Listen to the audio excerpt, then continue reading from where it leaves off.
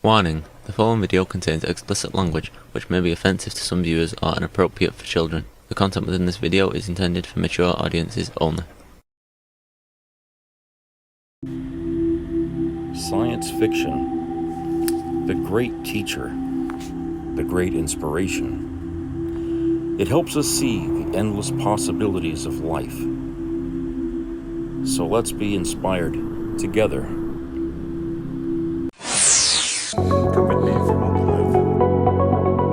We are all explorers, driven to know what's over the horizon, what's beyond our own shores.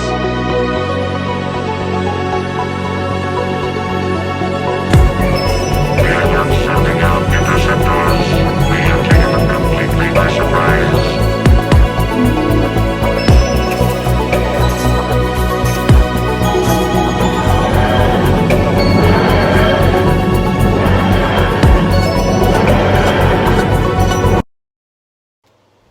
Hello everybody, welcome to another edition to Trick or Critique.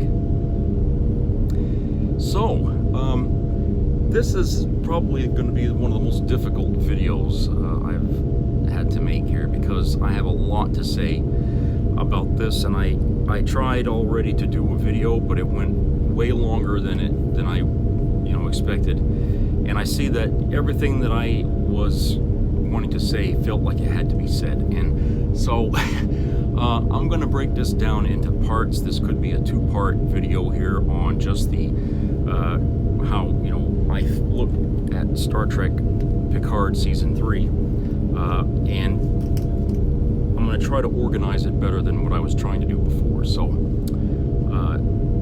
let's begin. Alright, so before I start any more here, I want everybody to know there's spoilers here, so if you haven't seen Season 3 Picard and you want to, then go ahead and do that before you watch this video at all, because I'll just spoil the whole damn thing for you.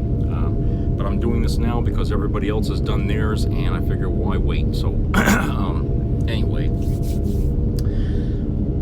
So I'm going to start with, my take on the characters, okay? Picard seems to be sort of in a better place mentally than he was when Season 1 began, okay? And it was nice, that they started it off, sort of with him and Laris, but the part I was kind of disappointed with is the fact the way they just dumped Laris and basically swept her under the rug like she never even existed. Because by the time the season was over, I don't think many people even remembered that she was part of this of Picard's life. So they basically, just said goodbye to Laris, and this is going to be all TNG for the rest of the way. Nobody else. I'm glad that Patrick Stewart came to this project with a much more open spirit, because I remember how he said that he wasn't going to come back and play Picard unless it was some way different than the way he played him before. And I think he missed the point, is that you can still play the character different after so much time has passed, but it doesn't have to be grim and sad and all this stuff like he had it, okay? It could have started that way because he missed his friends, but once he got his friends back around, it was like it probably would have made him feel better. So I think the way they started the season, with the show rather, in a whole, was really the wrong path they walked down, okay? So anyway, they started it off with him in a much, better position mentally, I guess. And I think it worked well, because I think one of the other things Patrick Stewart was telling people is that this season was going to be about family, basically. And you really can't tell that story if you X out all the people that worked with him in the series, TNG series, okay? I mean, that's kind of his family. And since he lost his family in a fire in Generations, that was a impactful thing to him, and I think it would have, kind of made him adopt all those people as his sort of surrogate family, because that's all he's got, basically. So after 25 years has gone by, okay, between Nemesis and that, how's he been doing and everything, and how how he's changed, because none of these characters are coming back to be the same old. From what I understand, that was one of the reasons why they all decided to come back, is they were told that you're going to be playing these characters again, but a lot of time has gone by, and so they're not going to be the same. Okay, a lot of years has gone by. And it makes sense, because if you watch Star Trek The Next Generation, you're going to see the changes in the characters as it goes from season 1 to 7. Okay? You're going to see, these characters change over time. And certainly in the movies, we saw that they changed continuously, right up to Nemesis. So after 25 more years, and we haven't watched them doing anything, so they must have changed a lot more even than that. So to approach these characters the way they did was logical, as far as I'm concerned. It was the right thing to do. And so seeing Picard back, basically reuniting with his friends, was really a special thing for that character. He needed that. Picard needed that, I guess, because he seems to remember more of this time with the Enterprise crew than anything else. Those are his good days, I guess you would say, that the good days. And as a lot of us think about it, we always reflect back on the best times of our lives. No matter how many years we live, we always reflect back to the good times, which happened in our life. And with him, it was those years with him and his crew on the Enterprise D and E.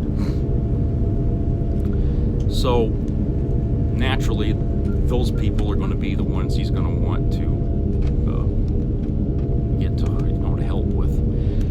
And it was nice to see Picard back in sort of a commanding role. Okay, as they put him through the story, he was on the Titan with Riker, and it was kind of funny watching them flip-flop who was going to be commanding whom.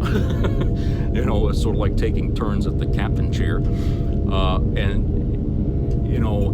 and the real captain is sort of like incapacitated in sick bay.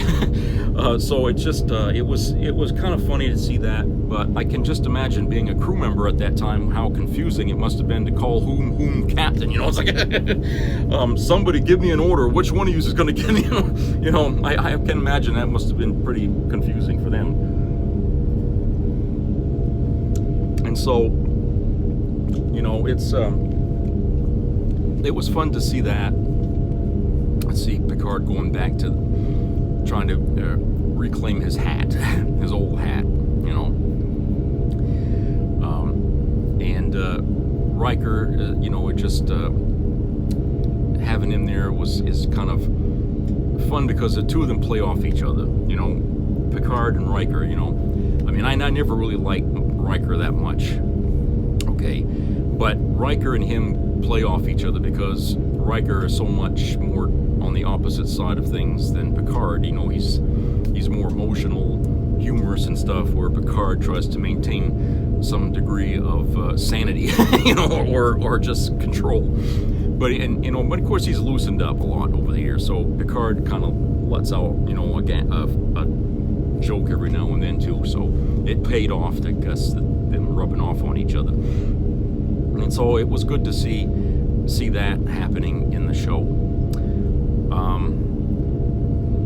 And I have to say, that moment where he finds out that he had a son all this time and Dr. Crusher never told him about it, I just felt like, that was a slam right there. A big friggin' change, a big moment for Picard. Is almost as bad as being Locutus, to find out that the woman that he cared so much about betrayed him by holding back one of the most important things that would have been in his life, because, like I said, he lost his family in a fire, right? And it really upset him.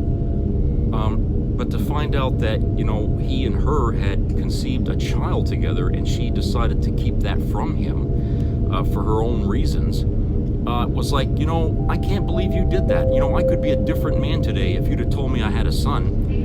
I could have spent time with him and grew as a person with him, became a different man. I could have had my dream come true, basically, to start a whole new family. And you did this to me. You know, Picard, or Patrick Stewart, maybe I could say, is you know, the way he played that reaction to Beverly, I think, was a bit too controlled. I think his anger really should have come out in, you know, a lot in that, because I can't see how any man would have taken that revelation, you know, lightly.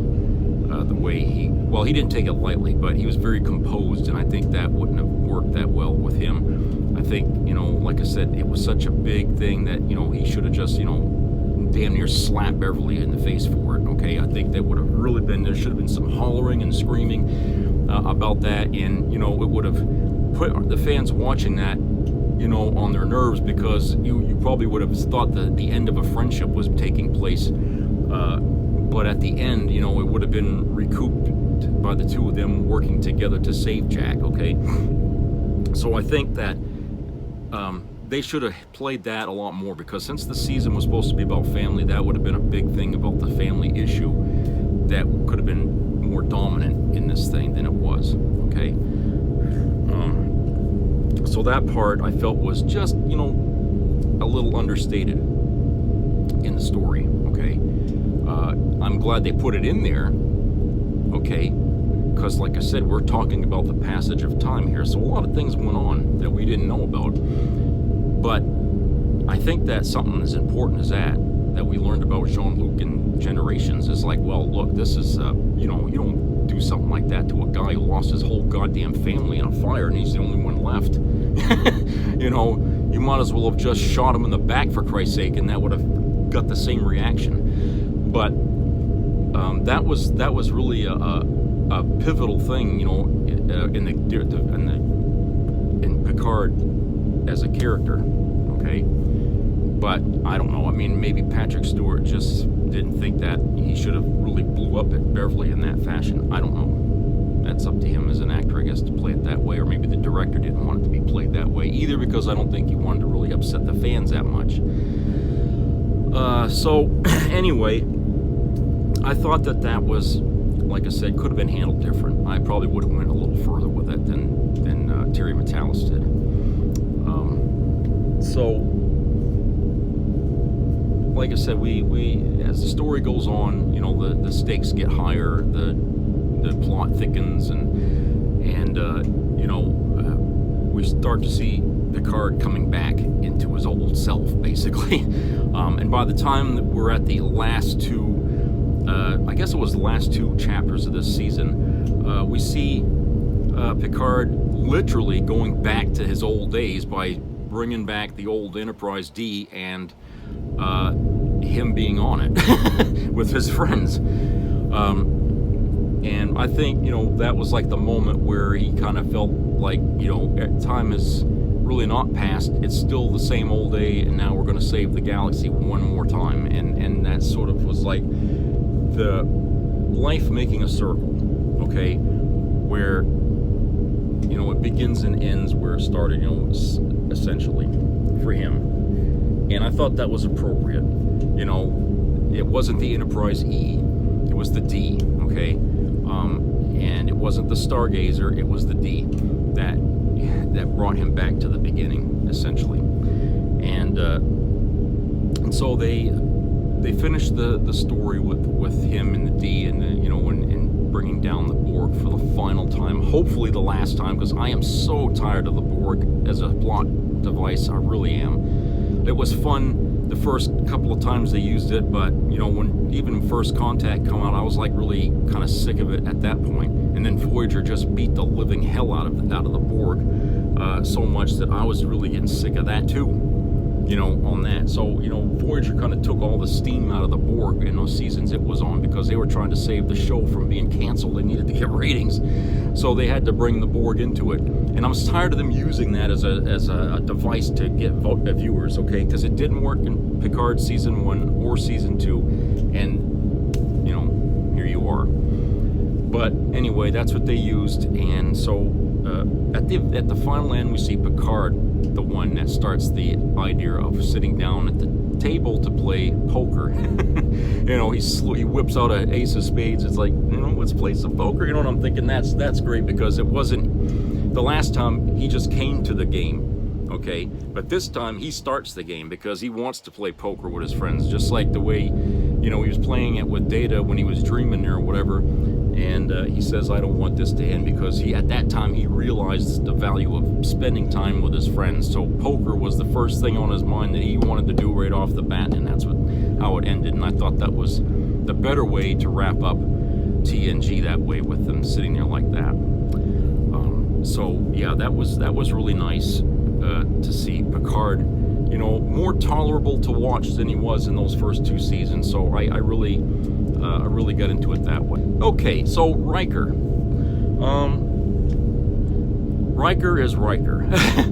I was kind of disappointed to see that Riker really doesn't change much at all since we saw him in Nepenthe. I mean, I kind of liked it when, you know, he was sitting there cooking pizza, and, you know, when he had his daughter around, and that was kind of a nice, you know, him and Troy. I kind of liked that introduction to Riker than the way they brought him back in this season. And I just figured that, you know, we're not going to see much change in him as it started off. And I was like, well, that's too bad, because you would think after all these years, Riker would have learned a few things different. But apparently all they did is reiterate the fact that he's still an adventure seeker. He still has space travel in his veins, and he's just, you know, helping a friend along, and noticing that his friend is sort of kind of missing the old days, and so he just, I don't know, he's being a friend to Picard essentially still. We see that even friends once in a while have little arguments and things like that, as you know, we all do. But they can patch things up just as quick, because they know each other pretty well, and they know where they cross the line, and they have a conscience with each other. They don't want the friendship to end, okay? So that was kind of nice, you know, about seeing Riker and Picard interact. But other than that, I really don't have too much to say about Riker as the character in that season, because, like I said, he just seems to be Picard's sidekick, you know, wherever he goes. Like he basically said, you know, wherever you go, we go. And he's sort of like Batman and Robin, the two of them, or Kirk and Spock, or, you know, any pair you could think of. That's kind of like him, Riker and Picard. You know, those two there can't get away from each other. They're always going to be linked at the hip. And whatever adventure comes around the corner. So that's pretty much Riker. Data, on the other hand, had a complicated story in order to bring that character back, because, as I understand it, Brent Spiner was reluctant to even play Data in the first place because, hey, he's older, he can't look young to play that android anymore. And that was the big reason why he wouldn't come back to do it. He liked the character that he acted, he just didn't want to, how can I say it, tarnish it by coming back, as it were, and trying to say, yeah, I can still play Data as a 100-year-old man. But the writer had come up with a idea that Brent bought and said, okay, I go with that, and I'll bring Data back.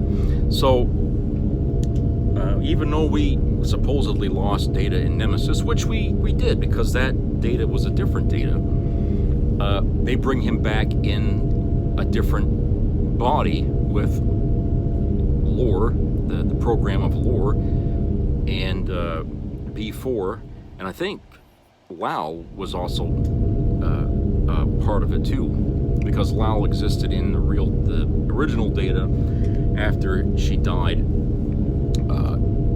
know, when she was an android, and she died, and he downloaded all of her memories and program into him, and he carried it. So Lal is also there. So there's this mix of different, you know, android programs inside this one android body. So when he finally comes back, there's a conflict inside of this new Data body that he has to resolve, and it was very cleverly done, I have to admit. I mean, I caught on to it early on why Data was giving all these things to Lore, because everything that he was giving Lore was all the things that made Data what Data was. All those experiences he had made Data evolve over those 7 years, or right up to Nemesis, that we saw Data, okay? All the events and everything. So he's giving all that to Lore, and Lore can't help it but start to change already, you know what I'm saying? So he essentially downloaded his program into Lore's program, and then all of a sudden Lore just kind of disappeared and became Data. And I thought that was really a thoughtful and clever way to bring Data back. And so he's back in a new body, but this Data body looks like it's aged, okay? And apparently, you know, they said, well, that's because we're trying, you know, we soon wanted him to experience humanity, and aging is part of humanity, and so the program was designed to make him age, okay? Essentially, which is okay, because that still goes to the whole story about Data trying to be human. So Data will experience aging. Geordi, was great to see him back. Geordi's got a personality that's infectious, you know. But he comes back and he brings his daughter, and his daughter is actually one of the crewmen on the show. I don't know if she was as a crewman on the Titan, but she does come with him. The other actress that was playing his fictitious daughter was actually on the Titan from the beginning, so she was a helmsman, just like the way his father started off, or her father had started off on TNG as a helmsman.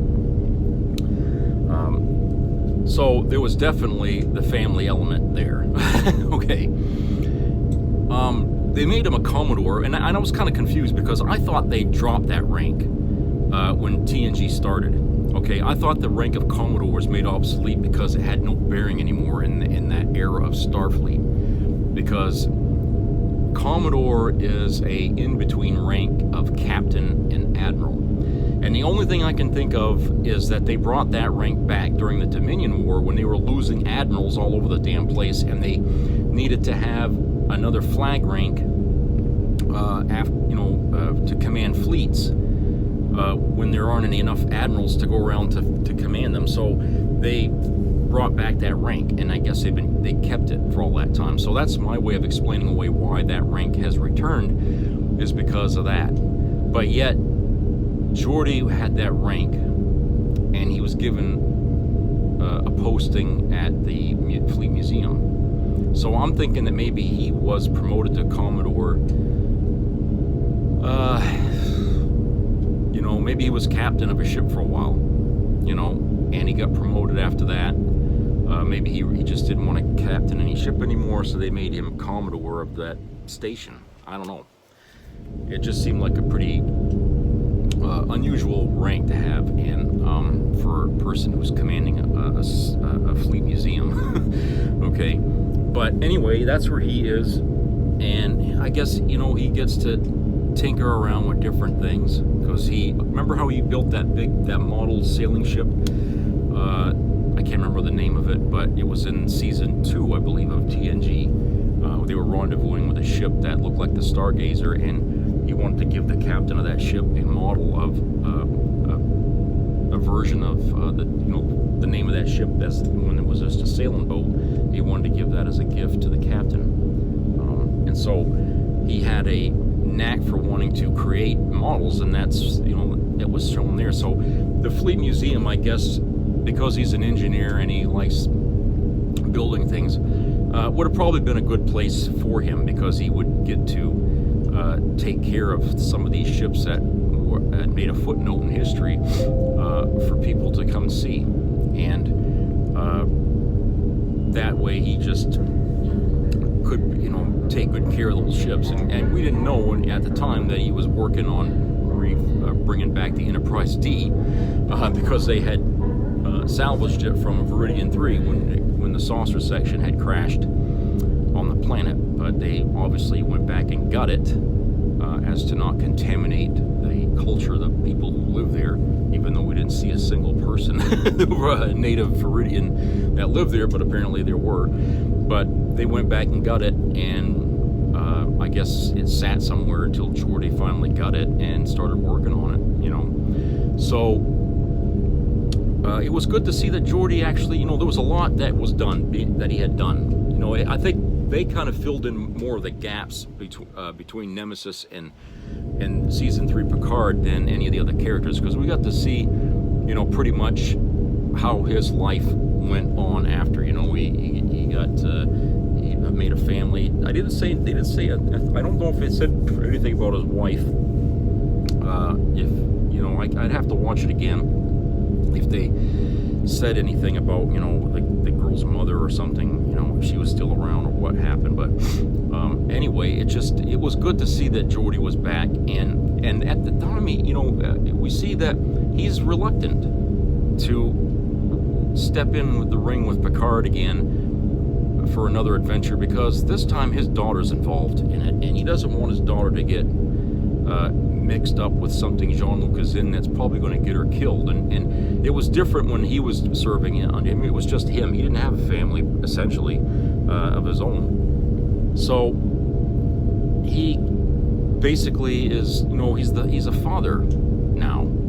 He's not just an engineer, you know, not just somebody that likes to play around with technology. He's a father now, and that takes precedence, you know, and we see that.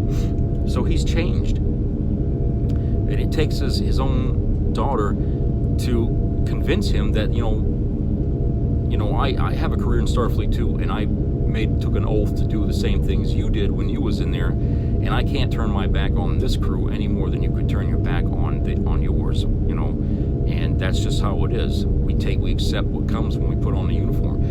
Okay, and I thought that was a good way to show him that, hey, look, you know, this is you know, we pass the baton down to the next generation. They're going to do the same things, take the same risks you did. It comes with the job. Okay, there's no guarantees about anything, and you know, it's as difficult as it is for a parent to accept that. There's truth in it, and they know that. They just can't accept it. But Geordi accepts it. You know, he finally decides to go along for the ride, essentially. So that was nice to see that little bit of, you know, a conflict there about wanting to come back and do that. Of course, it turned out that we needed Geordi after all in order to bring back Data. So he was essential in helping Data come back to life, essentially. And like I said, that was a good way to say, well, now Geordi has a reason to be with the gang, because we need Data. Data's going to save the Titan, and we need to get Data working again.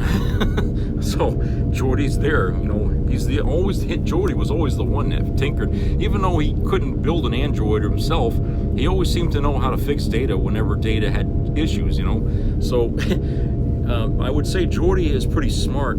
You know, even if he couldn't actually build from scratch a Data, but he seems to understand the mechanics of Data enough to be able to fix him should it ever happen. So he's kind of like Data's doctor, you know. So yeah, we had to have Data, and we had to have Geordi in order to have Data. And of course, the two have always had a friendship, you know, in the show, and it's still there. And Geordi gets to learn more about Data, you know, and you know, you could see that, you know, the camaraderie is always there, no matter how buried it is under time. It always comes out in the end, you know.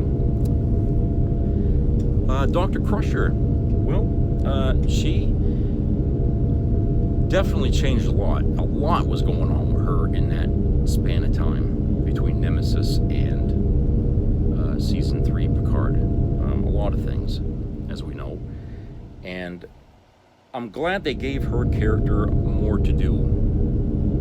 They gave her the shaft in the movies, you know, and I don't know why, because Gates McFadden is a good actress. She really is a good actress. But for some reason, every story they made for the movies really didn't have a whole lot for her to do, and I thought that was really unfair.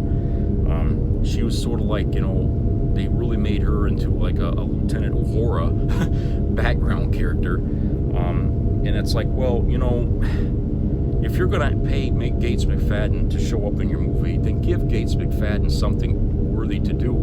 You know, give her something.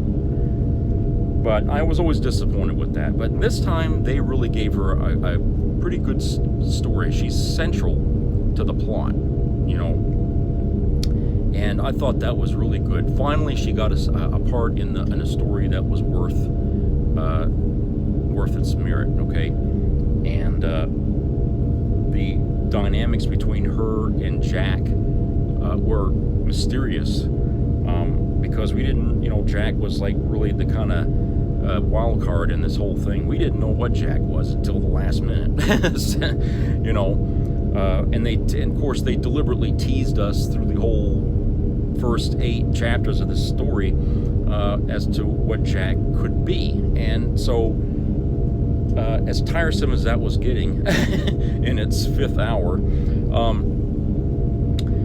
you know, the way that Gates and Jack really, you know, seem to play well together. They seem to act well together, the 2 actors. And Gates, Dr. Crusher and Jack,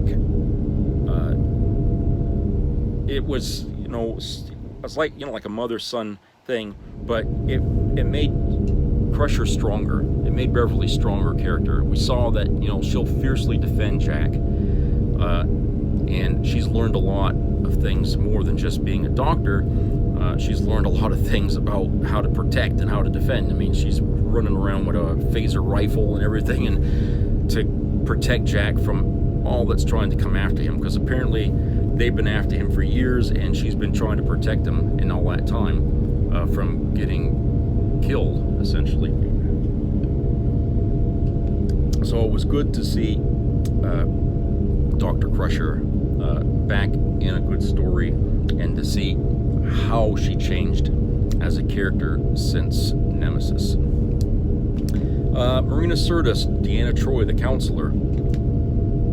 I was kind of disappointed that they waited until towards the end of the season to bring her back, and they brought her back in a surprise fashion, okay, as a hostage, more or less. But the part that I didn't like was how quickly they kind of rectified that situation. They're both sitting in a cell, basically, and Riker and Troy are kind of spilling out some drama that went on in their life, and which was nice to see that the 2 of them still have strong feelings for each other, and they still care about each other's well-being and everything, and that you know, they're still grieving over the loss of their first child, their son, and Deanna's role in protecting Riker from the severity of the grief, and you know how he didn't like that. You know, he didn't want her meddling with his feelings, because, you know, hey, everybody goes through, you know, when you lose a son, everybody goes through. They don't have the benefit of somebody trying to help them suppress their grief, okay? For some reason, you know, Deanna rather, felt like she had to do that because she cared about Riker and didn't want to see him like that. So, I mean, she took on his grief as well as her own. And so it was a good thing that you saw what happened, sort of more, because we did see them in the Nepenthe, and we got an idea what happened in those years. But they went a little further to explain deeper into, you know, what was, you know, what went on. But then all of a sudden, you know, okay, that brings me to Worf. He just shows up and saves him, rescues him, okay? You know, they don't really explain how he got there, you know, and slipped onto the ship and everything, the, you know, Vatic ship. They don't explain a damn thing about that. He just shows up and puts a goddamn batleth through somebody, and now they're saved. And so Worf, you know, I can't say Worf is really that much different than Worf we knew even on Deep Space Nine, okay? He has more quirks. He's picked up more human things, you know, trying to incorporate that into his character, but it still seems like he's still searching for who he is or what he is, okay? I know they tried to wrap that up and say, well, Worf does know what he. I didn't get that. I think the way he was playing it, it's like old school Worf. You can't change a tiger's stripes. You know what I'm saying? Worf is always going to be the Klingon that's always looking for the perfect Worf. I mean, that can balance both having been raised in a human family and trying to integrate Klingon lifestyles in himself in a balanced way. And so, he does this through the show. And the only thing that annoys me a little bit about Worf is whenever they bring Worf back on TNG crew since, the movies, is that they always bring him back as a comic relief. It seems, and